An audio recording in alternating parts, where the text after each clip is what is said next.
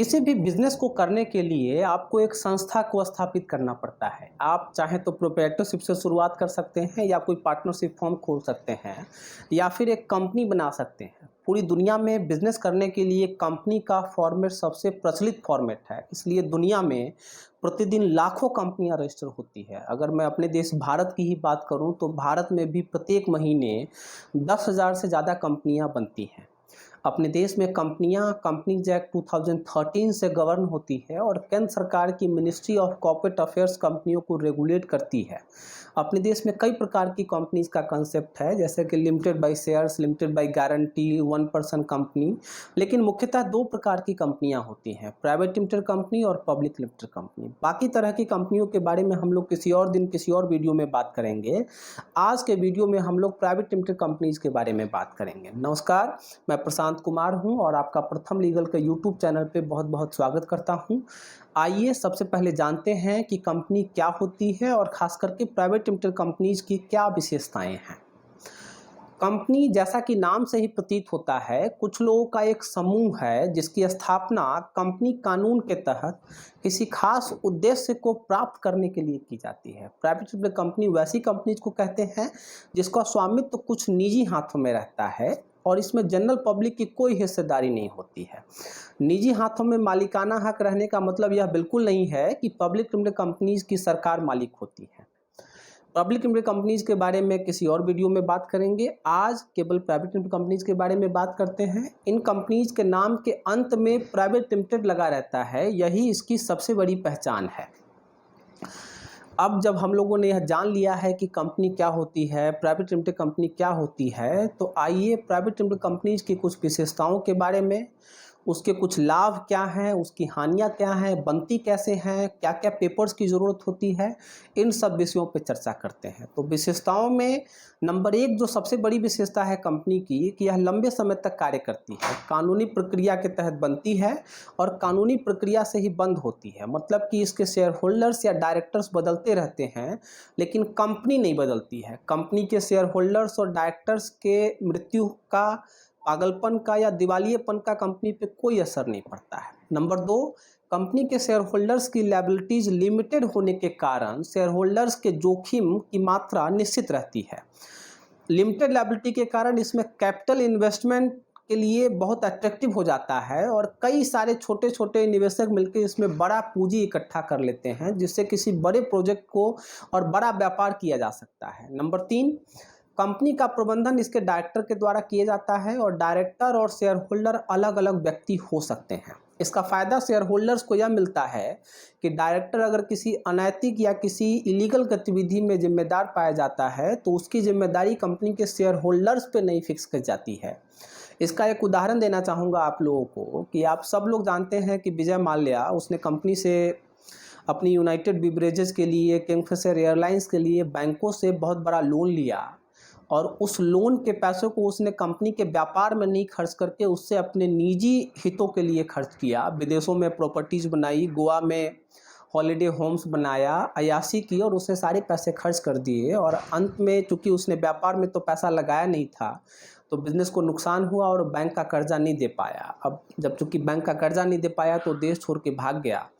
तो कई सारे बैंकों ने, जिन्होंने उसे कर्जा दिया था, साथ में जो लॉ इन्फोर्समेंट एजेंसीज हैं जिसमें कि enforcement directorate, central bureau of investigation वगैरह ने उस पर मल्टीपल केसेस किए, क्रिमिनल केसेस किए, सिविल केसेस किए, लेकिन वह केवल विजय माल्या और कंपनी के जो दूसरे डायरेक्टर्स थे उन्हीं पे वो सारे केसेज हुए। यूनाइटेड बिवरेजेज में और किंगफिशर एयरलाइंस में विजय माल्या के अलावा और भी कई सारे शेयर होल्डर थे जो कि केवल शेयर होल्डर थे, डायरेक्टर नहीं थे। तो विजय माल्या और उसके डायरेक्टर्स की अनैतिक गतिविधियों की जो जिम्मेदारी है वो उस कंपनी के शेयर होल्डर्स के माथे पे नहीं फूटी और उन्होंने गलत काम किया, लेकिन उसके बाद भी जो कंपनी के शेयर होल्डर्स थे, जो छोटे निवेशक थे, वो लोग सुरक्षित रहे और सीबीआई ने और इन्फोर्समेंट डायरेक्टर्स ने उनसे कोई जाति नहीं की उनके साथ, और बैंकों ने भी अपना कर्जा उनसे वसूलने की कोशिश नहीं की क्योंकि वो लीगली ऐसा कर भी नहीं सकते हैं। कंपनी कानून ने उन छोटे निवेशकों को और शेयर होल्डर्स को प्रोटेक्ट किया हुआ है। अब दूसरी बात यह है कि अगर विजय माल्या भी केवल कंपनी का शेयर होल्डर होता, डायरेक्टर नहीं होता, तो क्या उस पर कार्यवाही की जा सकती थी? नहीं की जा सकती थी। In the capacity of share holder, कोई भी लॉ इन्फोर्समेंट एजेंसी जब तक कि उसकी पर्सनल इन्वॉल्वमेंट ना हो तब तक उसको प्रोसिक्यूट नहीं कर सकती थी। तो इसका तीसरा सबसे बड़ा फायदा शेयर होल्डर्स के लिए यही है कि कंपनीज का मैनेजमेंट सेपरेट होता है और शेयर होल्डर्स उस मैनेजमेंट से प्रोटेक्टेड रहते हैं। चौथा इसका सबसे बड़ा फायदा ये है कि कंपनी के शेयर्स फ्रीली ट्रांसफरेबल होते हैं, जिसका लाभ निवेशकों को यह मिलता है कि यह ओपन मार्केट में या किसी भी दूसरे व्यक्ति को जब चाहे अपने शेयर से अपना मालिकाना हक बेच करके अपने आप को कंपनी से अलग कर सकते हैं और फ्री हो सकते हैं। पांचवा जो इसका सबसे बड़ा फायदा है कि प्रोप्राइटरशिप और पार्टनरशिप की तुलना में कंपनीज की साख ज़्यादा होती है। इसकी वजह से बैंकों से या फाइनेंशियल इंस्टीट्यूशन से उन्हें ऋण लेने में या पूंजी जुटाने में ज़्यादा दिक्कतों का सामना नहीं करना पड़ता है। छठा फायदा है कि कंपनी में छोटा छोटा निवेश संभव होता है क्योंकि इसके शेयर्स की वैल्यू कम रखी जाती है, ताकि छोटे छोटे निवेशक छोटी छोटी मात्रा में, थोड़ी थोड़ी मात्रा में कंपनीज के शेयर्स में इन्वेस्ट कर सकें, उस व्यापार में अपनी हिस्सेदारी ले सकें। जैसे अगर मुकेश अंबानी साहब का उदाहरण दूं तो उनकी रिलायंस इंडस्ट्रीज में ही करीब 60 लाख से ज़्यादा लोगों ने निवेश किया हुआ है। आप सोचिए कि मुकेश अंबानी 60 लाख लोगों का पैसा लेकर के उनके पैसों से बिजनेस चला रहे हैं। तो कंपनीज का सबसे बड़ा फायदा एक यह भी है कि इसमें आप छोटे छोटे निवेशकों से कई सारे निवेशकों से फ़ायदा ले सकते हैं। हालांकि यहाँ इस वीडियो में हम लोग प्राइवेट लिमिटेड कंपनीज के बारे में बात कर रहे हैं, तो प्राइवेट लिमिटेड कंपनीज में आप 60 लाख लोगों से पैसा नहीं ले सकते। प्राइवेट लिमिटेड कंपनीज में केवल आप मैक्सिमम 2 लोगों से अधिकतम 200 लोगों से आप पैसा ले सकते हैं। सॉरी, मैं मैक्सिमम बोल गया, अधिकतम आप 200 लोगों से पैसा ले सकते हैं प्राइवेट लिमिटेड कंपनीज में। लेकिन यही अगर आपके पास कोई पब्लिक लिमिटेड कंपनी है तो पब्लिक लिमिटेड में आप अनलिमिटेड लोगों से पैसा ले सकते हैं, उनसे आप अपनी कंपनी में निवेश करने को कह सकते हैं। अब जब हमने इसको भी समझ लिया है तो आइए अब इसके अगले फायदों के बारे में बात करते हैं। इसका 7वां फायदा प्राइवेट लिमिटेड कंपनीज का ये है कि कंपनीज को अपने फाइनेंशियल इंफॉर्मेशन तथा अन्य महत्वपूर्ण जानकारियां रजिस्ट्रार ऑफ कंपनीज को समय समय पर देनी पड़ती है, जहां से कोई भी व्यक्ति उन जानकारियों को ले सकता है। कंपनीज को प्रत्येक वर्ष अपने खातों का ऑडिट कराना पड़ता है किसी चार्टर्ड अकाउंटेंट से। इससे उनकी ख्याति बढ़ती है, कंपनीज पे लोगों का भरोसा बढ़ता है, बैंकों का भरोसा बढ़ता है, निवेशकों का भरोसा बढ़ता है और जो मार्केट के जो दूसरे फोर्सेज हैं उनका भरोसा बढ़ता है। 8वां फायदा इसका यह है कि कंपनी की पहचान इसके शेयर होल्डर्स और डायरेक्टर्स से अलग होती है। कंपनी अलग होती है, डायरेक्टर्स और शेयर होल्डर्स अलग होते हैं कानूनी रूप से। कंपनी अपने नाम से प्रॉपर्टीज खरीद सकती है, कंपनी अपने नाम से किसी पे मुकदमा कर सकती है, कोई दूसरा व्यक्ति कंपनी पे मुकदमा कर सकता है और शेयर होल्डर्स और डायरेक्टर्स की गलतियों के लिए, जो इंडिविजुअल गलतियां होती हैं, उनकी पर्सनल नेचर की गलतियां होती हैं, उनके लिए कंपनी को जिम्मेदार नहीं ठहराया जा सकता और कंपनी के लॉसेज के लिए, जो कि अगर जेन्युइन बिजनेस लॉसेज हैं, तो डायरेक्टर्स को या उसके शेयर होल्डर्स को जिम्मेदार नहीं ठहराया जा सकता। यह भी इसका एक बहुत बढ़िया फायदा है। अच्छा, कंपनी कभी भी खत्म नहीं होती है। अगर आसान भाषा में बात करें तो कंपनी का जीवन शाश्वत होता है तथा इसके जीवन पे इसके सदस्यों का, मतलब इसके शेयर होल्डर्स का, इसके डायरेक्टर्स का मृत्यु हो जाने पे, दिवालिया हो जाने पे या फिर पागल हो जाने पे या किसी और भी चीज़, मतलब कोई भी ऐसी असमर्थता हो जाने से कंपनी की सेहत पे कोई असर नहीं पड़ता और इसके डायरेक्टर्स और शेयर होल्डर्स बदलते रहते हैं, लेकिन कंपनी जहाँ की तहाँ रहती है, चलती रहती है। तो यह तो कंपनीज के फ़ायदों के बारे में हम लोगों ने बात कर ली, लेकिन आप सब लोग जानते हैं कि अगर कुछ फ़ायदा है तो सब चीज़ का कुछ न कुछ नुकसान भी है। तो अब आगे हम लोग प्राइवेट कंपनीज या जनरल कंपनीज के क्या नुकसान हैं उसके बारे में बात करते हैं। खासकर छोटे निवेशकों के पॉइंट ऑफ व्यू से हम लोग यह समझने की कोशिश करेंगे कि कंपनी के फॉर्मेट में बिजनेस करने का क्या नुकसान है। कंपनी का संचालन करने वाले डायरेक्टर्स अनेक प्रकार से जनता के साथ धोखा कर सकते हैं और कई बार करते भी हैं और कंपनी को अपने व्यक्तिगत लाभ का एक माध्यम बना लेते हैं। उदाहरण के लिए विजय माल्या, यूनाइटेड बिवरेजेज और किंगफिशर एयरलाइंस एक उदाहरण है जिसमें विजय माल्या उसके बाकी के डायरेक्टर्स ने यूनाइटेड बिवरेजेज को और किंगफिशर एयरलाइंस को अपने फ़ायदों के लिए इस्तेमाल किया, अपनी पर्सनल प्रॉपर्टीज़ बनाई, खुद की अयाशी की और बैंकों से पैसा लेकर के, पब्लिक से पैसा लेकर के कंपनी को घाटे में डाल दिया, कंपनी को ढंग से चलाया नहीं, उसकी वजह से हज़ारों लाखों निवेशकों का पैसा डूब गया। तो कंपनी के फॉर्म में बिजनेस करने का एक यह भी छोटे निवेशकों के लिए नुकसान है कि चूंकि उसका मैनेजमेंट उनके पास नहीं होता है, उनका कंट्रोल नहीं होता है छोटे निवेशकों का कंपनी पे, तो आप कई बार यह देख ही नहीं पाते हैं कि आपने जिन लोगों की कंपनी में इन्वेस्ट किया हुआ है वह उस कंपनी को कैसे चला रहे हैं। और कई बार आप उनके बड़े नाम या उनका जो ऑरा होता है उस ऑरा के अंदर में आकर के अपना पैसा उनके हाथों में सौंप देते हैं और नुकसान खाते हैं। दूसरा जो इसका सबसे बड़ा नुकसान है कि छोटे निवेशकों का कंट्रोल नहीं होता है कंपनी पे, और उस कंट्रोल नहीं होने की वजह से आपके हाथ में चीज़ें होती नहीं हैं। कई बार ऐसा हो सकता है कि कंपनी तो अच्छा मुनाफा कर रही हो, कमा रही हो, लेकिन निवेशकों को उस मुनाफे का लाभ नहीं मिल रहा हो। मतलब कि कंपनी मुनाफा तो कमा रही है लेकिन लाभांश घोषित ही नहीं करेगी, देगी ही नहीं। लाभांश मतलब अंग्रेजी में उसको डिविडेंड कहते हैं। तो डिविडेंड देगी नहीं तो आपको कुछ मिलेगा नहीं, छोटे निवेशकों को कुछ भी नहीं मिलेगा। अगर डायरेक्टर्स ने अगर डिविडेंड डिक्लेयर नहीं किया तो जो स्मॉल इन्वेस्टर्स हैं उनको कुछ भी नहीं मिलना, या बाकी कोई भी जो इन्वेस्टर्स उनको कुछ भी नहीं मिलना। अब आपका एक सवाल हो सकता है कि अच्छा ठीक है, अगर स्मॉल इन्वेस्टर्स को अगर कुछ नहीं मिलेगा क्योंकि कंपनी के जो प्रोमोटर्स होंगे, जो डायरेक्टर्स होंगे, उन लोगों ने डिविडेंड डिक्लेयर नहीं किया, दिया नहीं, तो जो उसके मेजर शेयर होल्डर हैं उनको भी तो कुछ भी नहीं मिलेगा। मैं इसको एक उदाहरण से समझाता हूँ आपको कि मान लीजिए कि मुकेश अंबानी जी की कंपनी है रिलायंस इंडस्ट्रीज लिमिटेड, उसमें 60 लाख निवेशक हैं। मोटा मोटी 49% शेयर होल्डिंग है मुकेश अंबानी साहब की, बाकी शेयर होल्डिंग है कुछ बैंकों की है और पब्लिक की शेयर होल्डिंग है। उसमें कंपनी का कंट्रोल है मुकेश अंबानी जी के पास, मतलब रिलायंस इंडस्ट्रीज लिमिटेड को मुकेश अंबानी ही चलाते हैं, छोटे निवेशकों का कोई से है नहीं उसमें। हालांकि ये स्मॉल शेयर होल्डर डायरेक्टर्स होते हैं लेकिन एक ही डायरेक्टर होते हैं तो उनका कुछ ज़्यादा चलता नहीं है। अब आप मान लीजिए कि आपका यह सवाल हो सकता है कि अगर मुकेश अंबानी अगर रिलायंस इंडस्ट्रीज लिमिटेड में अगर डिविडेंड डिक्लेयर नहीं करेंगे तो अगर हम जैसे छोटे निवेशकों को कुछ भी नहीं मिलेगा तो मुकेश अंबानी को भी तो कुछ भी नहीं मिलेगा, क्योंकि उसके पास तो 49% शेयर्स हैं, हमारे पास तो 200-400 शेयर्स हैं। तो यहाँ इसका जवाब ये है कि मुकेश अंबानी या उनके जैसे कई सारे बिजनेसमैन जो हैं उनके पास कंपनी से पैसा निकालने के लिए और भी कई सारे उपाय हैं। वो कंपनी के द्वारा डिक्लेयर किए गए डिविडेंड पे डिपेंडेंट नहीं है, निर्भर नहीं है उस पर। कंपनियां अगर डिविडेंड डिक्लेयर करेंगी तो भी बहुत अच्छा, अगर नहीं करती हैं तो भी बहुत अच्छा, उनको कोई फर्क नहीं पड़ता, उनका खर्च चलता रहेगा, उनको कंपनी से पैसे मिलते रहेंगे। अब मैं बताता हूँ कैसे मिलेंगे। अब मान लीजिए कि मुकेश अंबानी अभी तक तो उन्होंने लाभांश देने की कोशिश की है, हर बार दिया भी है, बोनस वगैरह भी देते रहते हैं, लेकिन मान लीजिए कि आज के बाद से इस फाइनेंशियल ईयर से रिलायंस इंडस्ट्रीज ने डिविडेंड डिक्लेयर करना बंद कर दिया। जैसे डिविडेंड डिक्लेयर करना बंद कर दिया तो जो इन्वेस्टर्स हैं, जो शेयर होल्डर्स हैं, उनको कुछ मिलना बंद हो गया। उनके लिए केवल एक ही फायदा हो सकता है कि उन्होंने अगर 1000 रुपये में शेयर खरीदा है तो उसकी वैल्यू बढ़ करके 1200 हो जाए, 1500 हो जाए। लेकिन साथ साथ यह रिस्क भी है कि अगर 1200 हो सकता है वैल्यू तो उसकी वैल्यू गिर के 800 भी रह सकती है। लेकिन उनको डिविडेंड मिलना बंद हो गया। अब मुकेश अंबानी को भी डिविडेंड नहीं मिलेगा, लेकिन मुकेश अंबानी कंपनी से पैसा कैसे निकालेंगे? अभी वो 45-46 करोड़ रुपये सालाना सैलरी ले रहे हैं, उस सैलरी को बढ़ा करके 100 करोड़ कर लेंगे। अपने जो उनके परिवार के लोग हैं, जो रिश्तेदार हैं, उनको अपनी कंपनी में डायरेक्टर बना करके उनको मोटी तनख्वाह देंगे, सैलरी देंगे।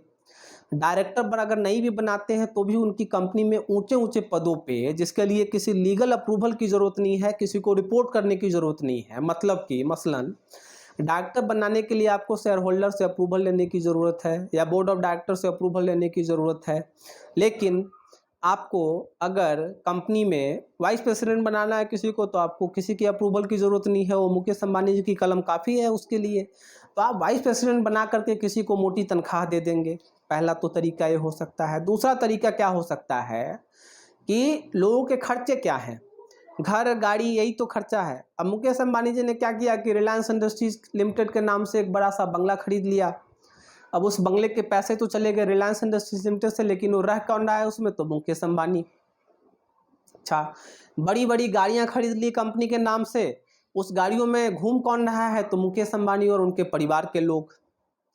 गाड़ी में ड्राइवर है, पेट्रोल का खर्चा है, घर में सिक्योरिटी गार्ड है, मेंटेनेंस है, बिजली का बिल है, और भी कई सारे खर्चे हैं।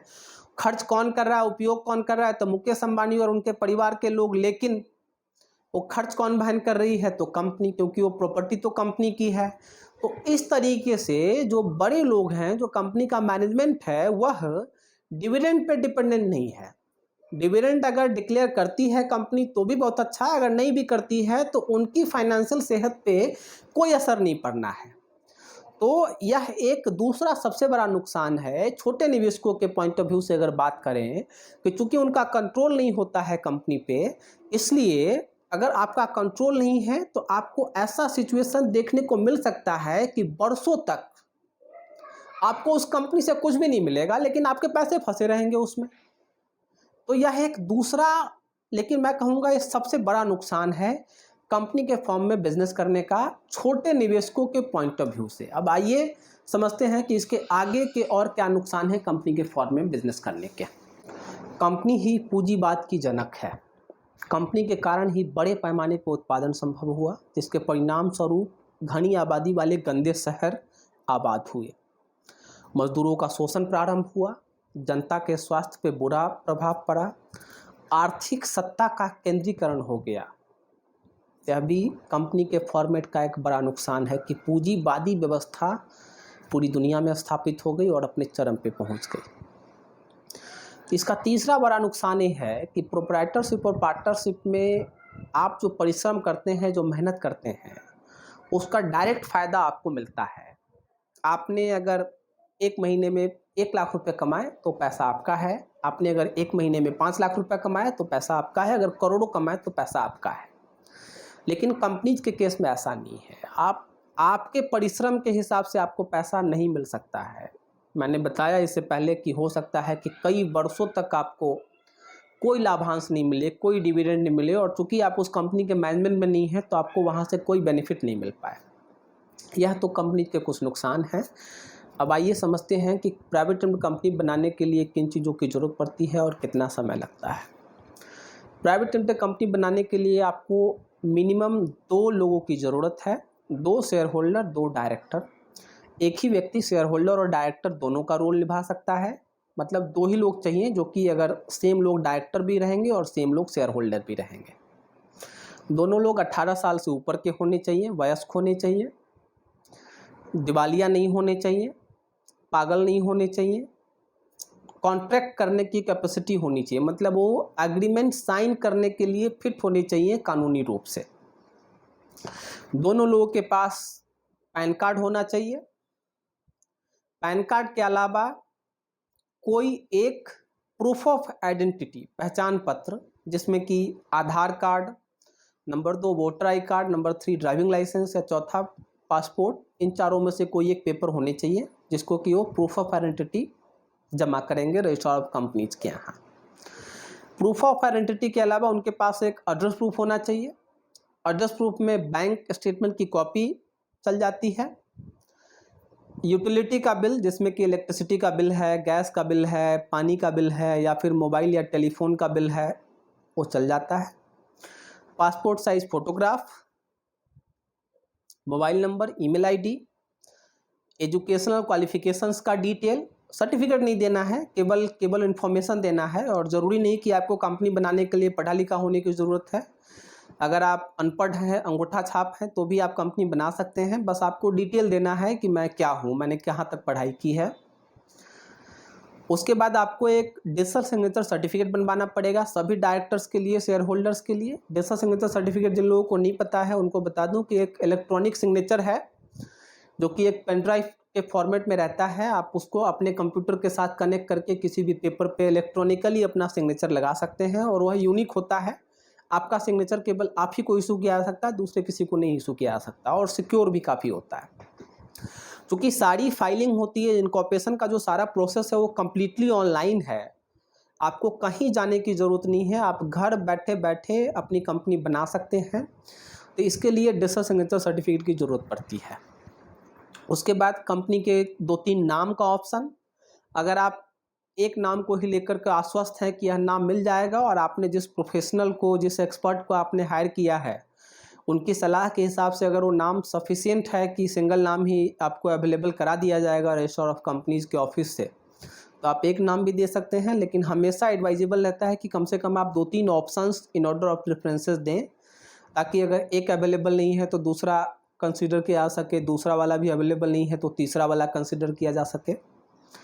इसके साथ में आप उस कंपनी में क्या व्यापार करेंगे, कोई सर्विस देंगे, किसी चीज़ की मैन्युफैक्चरिंग करेंगे, कोई शॉप खोलेंगे, कोई ट्रेडिंग एक्टिविटी करेंगे, क्या करेंगे, सॉफ्टवेयर बनाएंगे, वेबसाइट बनाएंगे, या फिर किराने की दुकान खोलेंगे, या फिर क्या करेंगे, मतलब जो भी बिजनेस आप करेंगे उसके बारे में एक ब्रीफ आपको देना है, क्योंकि उसके आधार पे आपकी कंपनी का मेमोरेंडम और आर्टिकल्स ऑफ एसोसिएशन बनाया जा सके।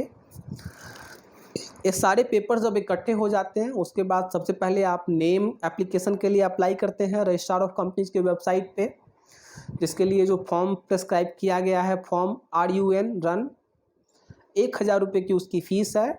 यह नेम एप्लीकेशन आप कंपनी के एप्लीकेशन के साथ में ही कर सकते हैं। ऐसा करके आप 1000 रुपये की फ़ीस तो बचा लेंगे, लेकिन एडवाइजेबल है कि आप नेम एप्लीकेशन पहले फाइल करके कंपनी का नाम सिक्योर कर लें, उसके बाद ही आप बाकी के इनकॉर्पोरेशन पेपर्स फाइल करें। उससे आपका कई सारे जो प्रोसीजरल चीज़ें हैं, डॉक्यूमेंटेशन वगैरह मतलब ईजी हो जाता है, और आप आश्वस्त हो जाते हैं कि फलाना नाम आपके लिए अवेलेबल है और उसी नाम के साथ आप आगे बढ़ेंगे। फिर जब आपने नेम एप्लीकेशन आपका फाइल कर दिया, आपने अप्रूव हो गया, फिर आपको स्पाइस फॉर्म फाइल करना है। यह भी एक ऑनलाइन प्रक्रिया है। उसमें सारी डिटेल भरने के बाद आप उसको डाउनलोड करते हैं, फिर डिजिटल सिग्नेचर जो सारे शेयर होल्डर डायरेक्टर्स है वो अपना अपना डिजिटल सिग्नेचर उस पर अफिक्स करते हैं रजिस्ट्रार ऑफ कंपनीज के mca.gov.in पे आप उसको फाइल कर देते हैं। वहाँ से आपके पास अप्रूवल, या फिर अगर आपके कागजों में कहीं कोई कमी है तो उसके बारे में रजिस्ट्रार आपको इन्फॉर्म करता है, आपको अपॉर्चुनिटी देता है कि आप उन गलतियों को ठीक कर लें, और जैसे ही आप गलतियां ठीक करके उसको दोबारा फाइल करते हैं तो आपकी कंपनी को अप्रूव कर देता है। कैपिटल की बात आती है। कंपनी बनाने के लिए मिनिमम कैपिटल की जो रिक्वायरमेंट है वो काफ़ी पहले मिनिस्ट्री ऑफ कॉर्पोरेट अफेयर्स ने ख़त्म कर दी थी। मतलब आज के समय में आप अपनी कंपनी का जो ऑथोराइज्ड और पेड अप कैपिटल है वो मिनिमम 1 रुपया भी रख सकते हैं, लेकिन इंडिया में जो मैक्सिमम कंपनी जो बनती हैं सामान्यतः वो 1 लाख रुपए की पूंजी से बनती है, और 15 लाख रुपए तक की पूंजी पे मिनिस्ट्री ऑफ कॉर्पोरेट अफेयर्स कोई फीस भी चार्ज नहीं करती है। 15 लाख रुपए तक की पूंजी पे केवल जिस स्टेट में आपका रजिस्टर्ड ऑफिस है उस स्टेट में आपको स्टाम्प ड्यूटी एप्लीकेबल जो भी रेट रहेगा उस स्टेट गवर्नमेंट का, उसके हिसाब से आपको 1200-1500 या 2-3 हज़ार रुपये का स्टाम्प ड्यूटी आपको पे करना पड़ेगा। उसके अलावा आपका कोई खर्चा नहीं है। इन सारे कागज़ के अलावा आपको एक रजिस्टर्ड ऑफिस एड्रेस भी कंपनी के बारे में बताना है कि भाई हमारी कंपनी का रजिस्टर्ड ऑफिस यहाँ पे रहेगा, जिसको कि आप इनकॉर्पोरेशन के टाइम पे भी बता सकते हैं, या फिर रजिस्टर होने के 15 दिनों के अंदर में भी आप रजिस्ट्रार को इंटीमेट कर सकते हैं कि हमारी कंपनी का रजिस्टर्ड ऑफिस है।